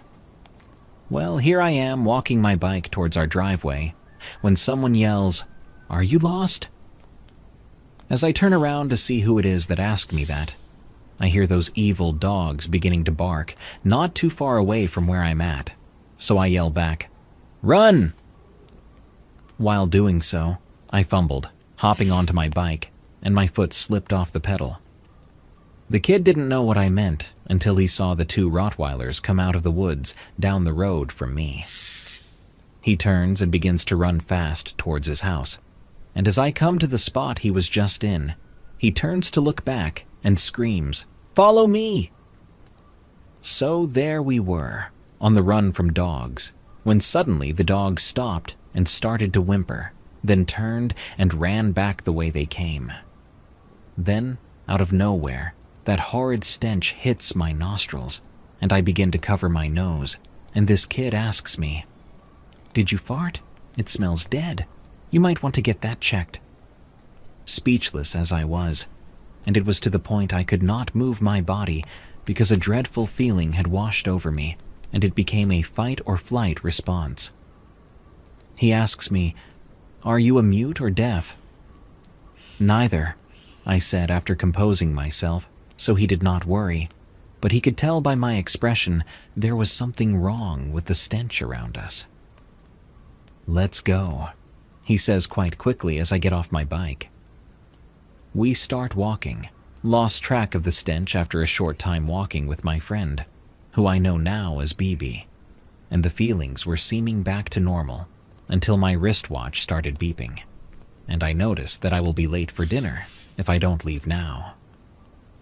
"Well, it's nice to meet you, but I have to go home now." He replies, "Is it safe to go home?" "Maybe you can come over, and maybe my dad or mom can give you a lift. We have a truck." Could I go with him, or do my best to make it home on my own? Then again, as I thought fast, I would have to go back through where the Bigfoot had been watching us. Okay, but I'm scared of the dark. It was a lie to actually have a ride past the area in case it was still lurking there. No problem. My dad will more than likely give you a ride home because you can't see anything around these curves, he says as we walk. So the conversation led to us having some interesting topics. He was not one to believe a giant, hairy, man-like creature out there in any part of the world. He would know sooner or later when the screams and whoops came through on some nights. We reached his house in 15 minutes, maybe less, when I noticed the sun is setting, and my fear of being alone walking near dusk with a creature out there made me stop in my tracks. "Hey, I managed to say when a voice hollers, 'Who's your new friend?' We get introduced and handshake. I tell him my name. He tells me his, which is George. BB then proceeds to ask his father for the ride to get me home. Well, I don't see why not. He did warn you about those dogs, George says, and heads towards his truck and pulls the gate open, and we walk over and put my bike in. How far do we go? I say. Not too far, maybe half a mile. He looked dumbfounded, and then I remind him of the dogs. After he started up the truck, BB then tells his dad about the stench that scared away the dogs. More than likely, a skunk sprayed out of fear from the barking dogs, said George, turning onto the road a few moments later, passing the scene where we encountered the dogs. He slows down, and no smell at all, which was a relief if I had to go back on my own. We turn onto our driveway, and he says, "Will this be fine?" "Yes, sir, it is. And thank you so much for the ride. You saved my legs from riding around all day." We all chuckled, and I got out, and BB helped me get my bike out and said our goodbyes and made plans to hang out at school. Not too far from home, I thought, as I walked up the gravel hill. And again, that smell seemed to creep up from the wind changing directions, from in front of me to my left side, which was the forest. Dread, sorrow, sadness, the feeling of eyes watching me. The hair on the back of my neck stands straight outwards. Then I hear the sound of breathing, rough, heavy, deep breathing, and I take a step, and a deep growl sounded out, so I stopped dead in my tracks. Branches snap as my fear rises, and the thought of never being found crossed my mind, and my eyes began to tear up. The most wonderful sound pierced through the heavy breathing, and it was the sound of my uncle's '84 Camaro, and revved up a few times. Then the loud burnout, letting me know my uncle was going to come through where I was down the driveway. Lights coming from my uncle's car hit me, and he honked and did not stop until he yelled for me to get in fast. The moment I was in, he put it in reverse and stepped on the gas pedal to the floor, and we were leaving while the tires kicked rocks to the front. I managed to look back in time to see the Bigfoot disappear behind a tree that was no longer than 5 feet from where I was standing. We rushed into the house and told everyone what happened. Come to find out, my uncle saw a smaller one that was crossing behind me, and a bigger one that looked like it was going to grab me when his lights landed on me and them. "I was scared they were going to take you," my uncle said with tears building up in his eyes. "Thank you," I replied. The next day at school, BB asked me if I knew of any strange sounds that go bump in the night. Told him, just Bigfoot around once in a while with a kid too? He says, not true at all. That was the night that I had my first encounter alone with them. So be careful when you ride your bike trying to make new friends on the back road in a forested area near a lake. Never know if Bigfoot will grab you. Someone in the Woods. From Catherine. My name is Catherine. and I've always loved the thrill of entertainment. But one particular day turned into something far more terrifying than I ever could have imagined. It started as a simple outing with my two best friends, Carissa and Avery. We often spent time at Avery's house because she had a large wooded area behind her property. It was the perfect place for us to explore, joke around, and let our imaginations run wild. But that day, our curiosity led us straight into something we'll never forget. It all started when Avery casually mentioned something strange.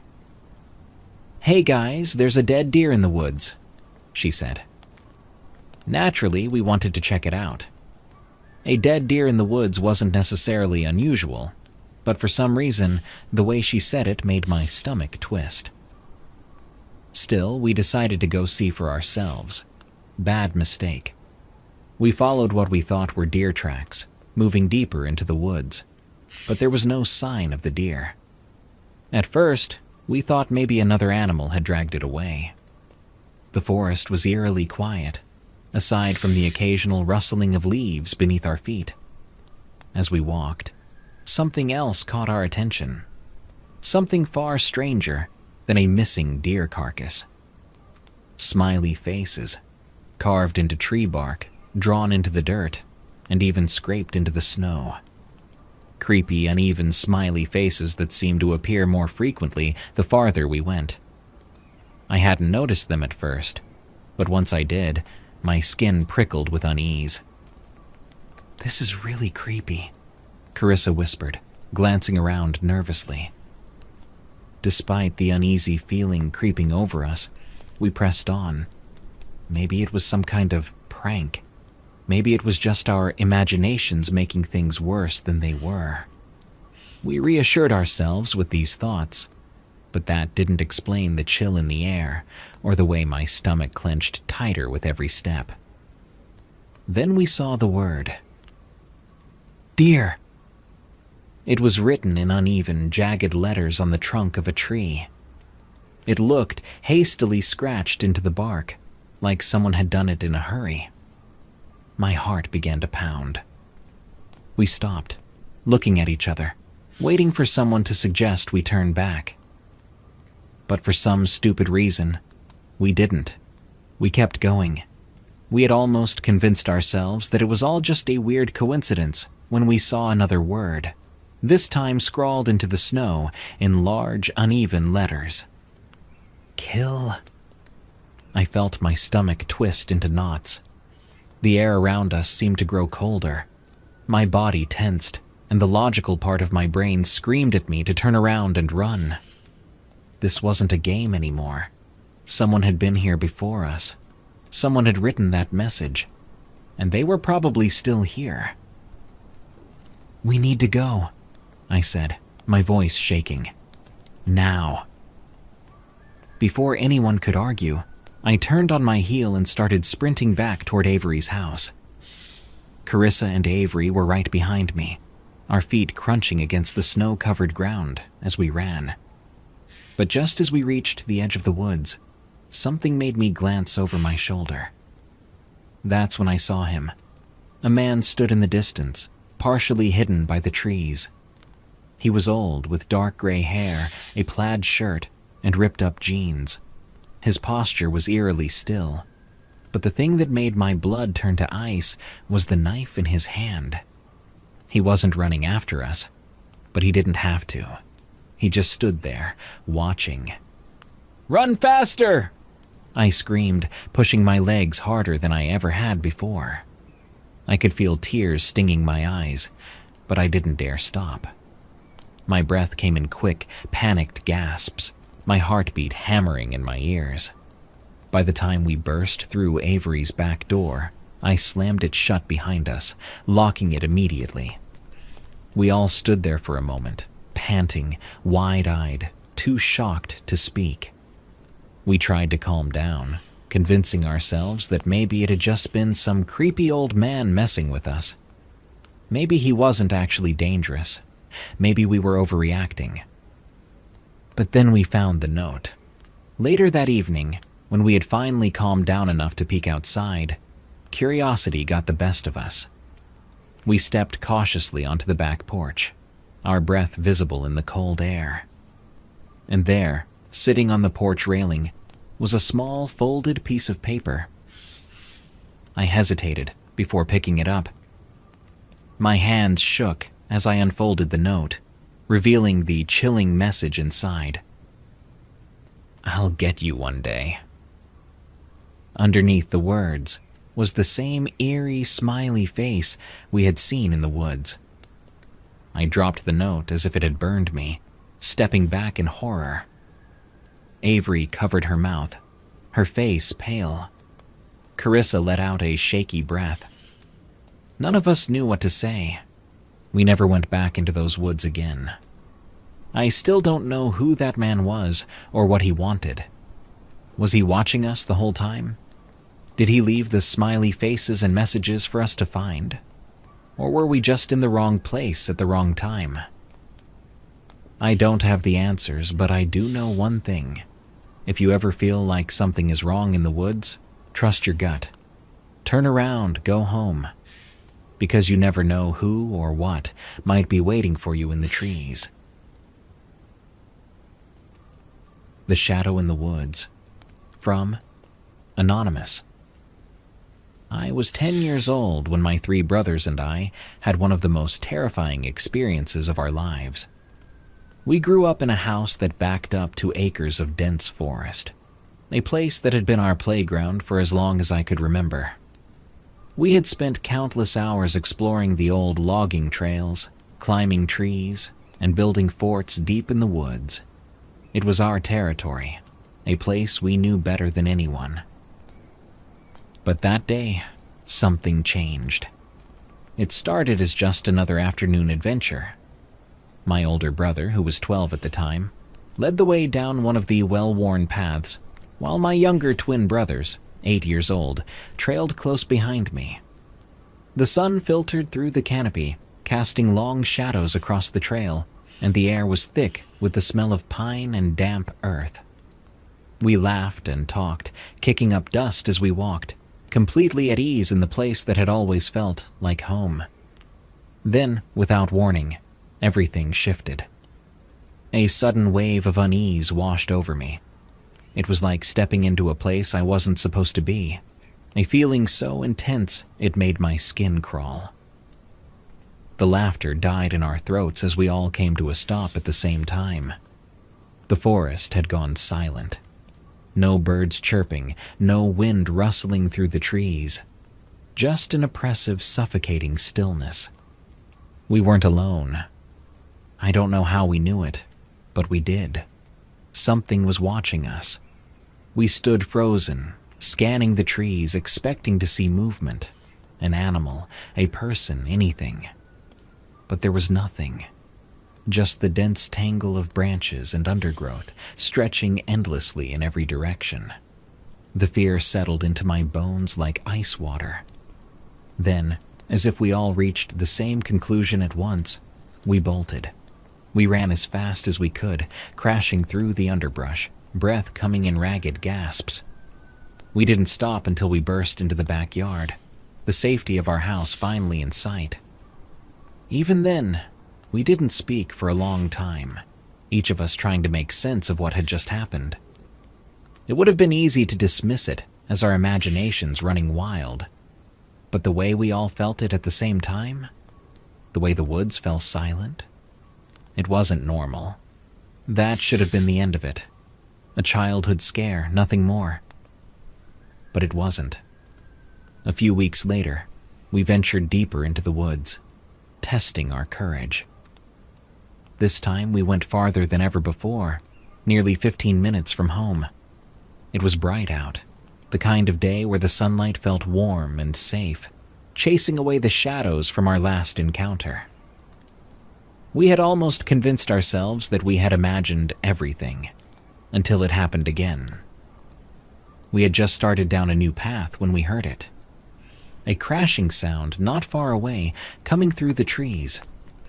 It was loud, too loud to be a deer or any small animal. It sounded like something big, something heavy, moving fast. We turned to look, but we saw nothing. The trees stood still, the undergrowth undisturbed, but the sound was still coming. Closer. That primal fear returned instantly. My older brother's face went pale, and without a word, we all ran. The crashing followed us, pounding through the trees. But no matter how fast we moved, we never saw what was making the noise. We just knew it was there, right behind us, getting closer. I don't remember the run home, just the overwhelming panic. The way my heart pounded so hard, it felt like it would burst. We didn't stop until we were back in the yard, panting, hands on our knees, trying to convince ourselves that we were safe now. We never saw it. We never knew what was out there, chasing us. But something was, and whatever it was, it wanted us gone. For a long time, we stayed out of the woods. But as kids do, we eventually convinced ourselves that we had imagined it, that it was just an animal, maybe even another person messing with us. We tried to push it to the back of our minds, until one final night made sure we never forgot. It was late, long after dark, when my older brother and I sat on the back porch, staring out at the tree line. The moon was full, casting just enough light to make out the shapes of the trees swaying gently in the breeze. It should have been peaceful, but the woods no longer felt like home. They felt like something else entirely, something that had never really belonged to us. Then we saw it. A shadow just beyond the first line of trees. It wasn't moving, just standing there, too far to make out any features but unmistakable in its shape. It wasn't an animal. It was tall, human-like, but wrong. We didn't move. We didn't breathe. And then, slowly, almost deliberately, it took a step forward. That was all it took. We scrambled inside, locking the door behind us, too afraid to look back. By the time we worked up the nerve to peek outside again, the yard was empty. The woods were quiet, but the feeling of being watched never really left. We don't go into those woods anymore. Even now, years later, I still get chills thinking about what happened out there. I don't know if it was something supernatural, something explainable, or just something that will forever remain a mystery. But I do know one thing. Something was in those woods with us, and I don't think it ever really left. A satanic ritual. From a miniator. Trigger warning. Graphic violence. As a child, I had no real understanding of the paranormal. Like many kids, I grew up watching cartoons that painted ghosts as friendly, harmless figures. But that illusion didn't last long. I grew up in a region where dense woods stretched every 500 meters, hiding small villages within them. My own village was steeped in ancient rituals and cult practices, though as a child, I mistook these ceremonies for simple celebrations, marriages, or local festivals. However, one night, I witnessed something that would forever haunt me. I was 12 years old, and it was late at night.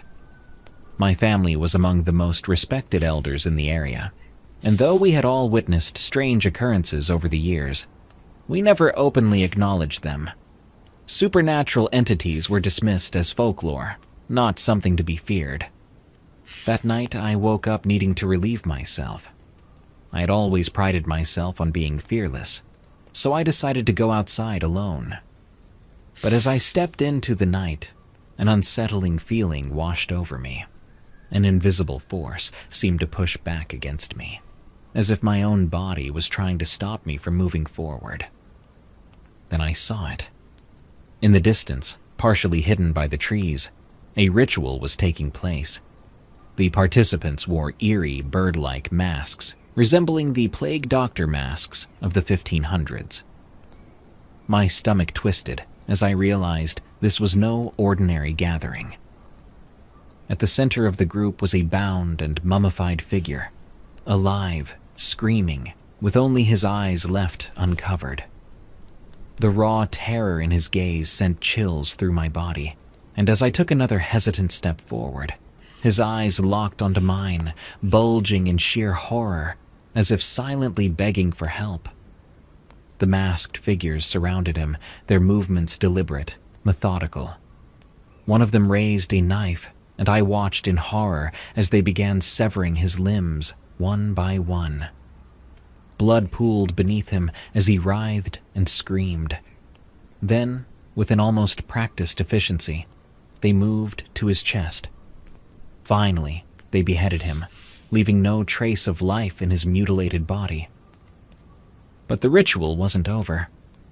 They poured a thick black liquid over the remains. At first, nothing happened. Then slowly the corpse began to twitch. It was faint at first, like an unnatural shudder, but it grew stronger, its body convulsing in a grotesque, jerking motion. I could only stare in horror, frozen in place, as this lifeless form began to move. I must have made a noise, because one of the masked figures turned toward me. For a brief moment, there was silence. Then, one of them stepped forward, a butcher knife glinting in his hand, the same one they had used to dismember the body. Panic surged through me. Without thinking, I turned and ran. My heart pounded so hard I thought it might burst. I was the fastest runner in my village, and I pushed my body to its limit, tearing through the woods without daring to look back. By the time I reached home, my body was shaking uncontrollably, my mind racing. I looked at the time, 2:37 a.m. I wanted to wake someone, to tell them what I had seen, but the sheer terror in my bones kept me silent. I knew they wouldn't believe me. I spent the rest of the night lying awake, my thoughts consumed by the image of that mummified man and the unnatural movement of his body after death. The next morning, I cautiously approached my great-grandmother. She had always known things others didn't, held wisdom that went beyond the ordinary. I told her, in hushed whispers, what I had seen. She listened, her face unreadable. Then she said, "It was a ritual meant to give wandering spirits a new birth, one different from ordinary humans." I asked her what she meant, but she only shook her head. "You are too young to understand. It's best to forget what you saw." Forget? How could I ever forget? They dismissed me, treating it as if nothing had happened. But I knew what I had seen was real. To this day, the memory lingers like a shadow, always at the edge of my thoughts. I don't walk alone at night anymore. I don't go near the woods, because some things, once seen, can never be unseen. My encounter with the unknown, from Quillink. This story happens on a warm, sunny afternoon. I was 12 and with a couple of friends in the woods, just trying to have fun, scare each other, and be stupid teenagers. As we were walking, we heard a light, faint moaning sound. At first, we thought it was just the wind, but we soon figured it was not. We were near these old shack buildings. There was one made of silvery metal, one that was old wood, but out of these, only one stood out. It almost looked like a small house, like a really small house. There was a swing and a bench in front of the house, and of course, us being curious, we decided to go near it, but I soon wished we had not. As soon as we got near the house, that's when we heard the moan. It was quiet at first, but then it slowly got louder and louder, but then it just stopped. Then all of a sudden, there was a high-pitched, blood-curdling scream. Then we saw something with long arms and legs, and it looked like it had antlers, but I am not fully sure. It came running towards us, and me and my friends ran as fast as we could. It caught up to us, and it slightly cut me on my leg. It was almost nighttime, and we were afraid we had to spend the night with that thing. At some point, we slowed down, and we did not see it, so we thought we were good and had lost it. It was a good thing we knew how to make a fire, so we sat by the fire until about 3 o'clock in the morning, until we heard it. As soon as we heard it, we jumped up so fast I got lightheaded. The only light we had was the small light of the fire, so we could not really see anything, but we knew it was there, lurking in the shadows of the trees. It was silent. Then, all of a sudden, it came running towards us faster than before. I looked to my right, and I saw it, the reddish eyes. Then I heard a noise to my left, and so I jerked my head to the left and saw something else in there. I did not want to wait to see what it was, so me and my friends ran harder than ever before, and after about 6 minutes of running, I saw the end of the forest, and we made it out. But as soon as we got out of the forest, they just disappeared. I still feel like it's watching me whenever I take out the trash or through the window. It's almost like it is just waiting to attack me. I have talked to some people about this, but they just say I was crazy. But I know I saw something. I know I did. It has been 3 years since I have seen it, and I am still terrified, never knowing if it will ever just jump out and it be the last of me, never knowing if I will ever see my loved ones again. But I am still alive, thankfully. If I encounter them again, I hope I will still be alive to tell you. If anyone knows what this might have been, tell me. I need to know what this is and if I can get rid of it. That is all I have for right now. If you may have any possible idea or information, please tell me, and I will be grateful.